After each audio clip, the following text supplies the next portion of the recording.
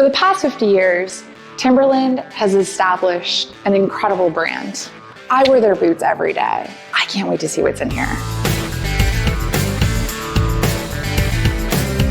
So Chris, people are so familiar with the Timberland brand, but it was really born out of need. No, you're absolutely right. Two founders, Nathan and Sidney Swartz, noticed one of their workers, Joe, he was covering his boots with silicone.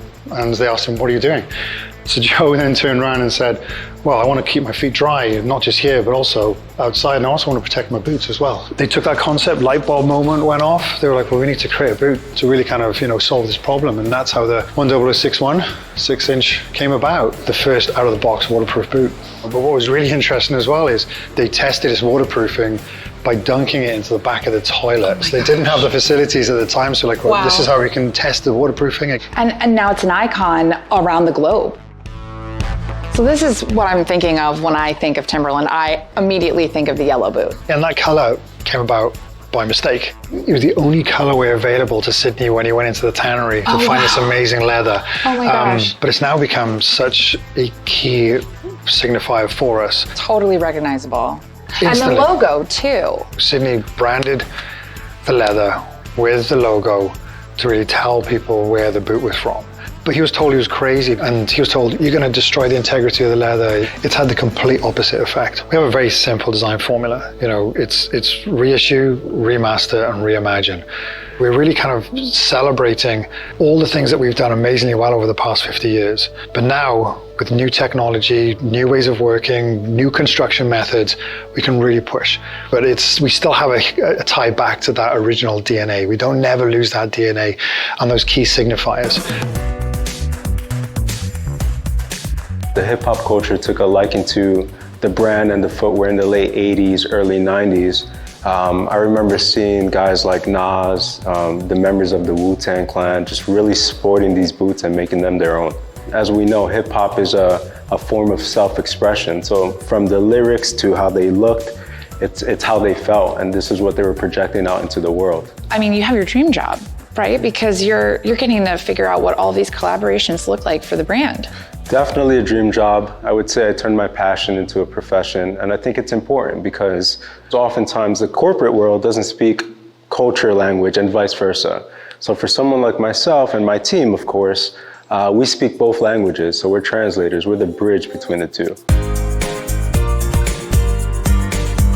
Designing women's shoes, we look at every single design detail from a woman's perspective. It's got a little bit more height to it. This is the Everly construction, and this is a perfect example of how we are taking the yellow boot, turning it on its head.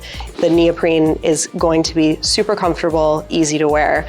So you've got this 4-row stitch, you've got this like lugged profile, we've got the stars and bars on the bottom. Those are all just quintessential Timberland DNA. What I love about this is she has attitude. At Timberland, that's our goal. We want to give me that sense of empowerment to go out there, take on the day, and get it done. So Chris, I think people are familiar with Timberland's commitment to sustainability, but now I've been hearing more about design equity. Yeah, Timberland has a real focus on the community and partnering with entrepreneurs like myself. And we're able to give kids that live in unrepresented communities the opportunity to learn about footwear design, color design, and some mental health aspects as well. When I was a kid, that's all I did was draw. But I used to get in trouble in class for drawing. Me too. So we're planting the seed of what they can do with their creativity, and ultimately we just want to decrease the diversity gap. So in the future we will have candidates that's worthy of hiring. We always tell them thoughts become things, and then we're able to take their ideas, bring them in the shed, and then like pop up with their designs in hand, and it just blows their minds. So this is like the most ultimate workshop. I mean, you must feel like a kid in a candy store. Yeah, this is what we fondly call the shed. And in here is everything you need to really kind of bring your footwear designs to life. And in here we can make a 6-inch boot in a matter of 30, 40 minutes. And what's really exciting about that is that, we really want to bring on the next, level of designers and engineers from the grassroots level up. And having something like this means that they can come in, they can see it, they can feel it, they can really kind of experience what it is, not just to design on a piece of paper and in 2D form, but then have the ability to then bring that to life. And that goes all the way down to, 8, 9, 10-year-olds that don't really understand how a piece of footwear that they see in the store is created. By doing this, they get a really good appreciation, and hey, do you know what? There's a good chance that they'll be the next generation of designers. If you liked this video, make sure to subscribe to our channel for more every week.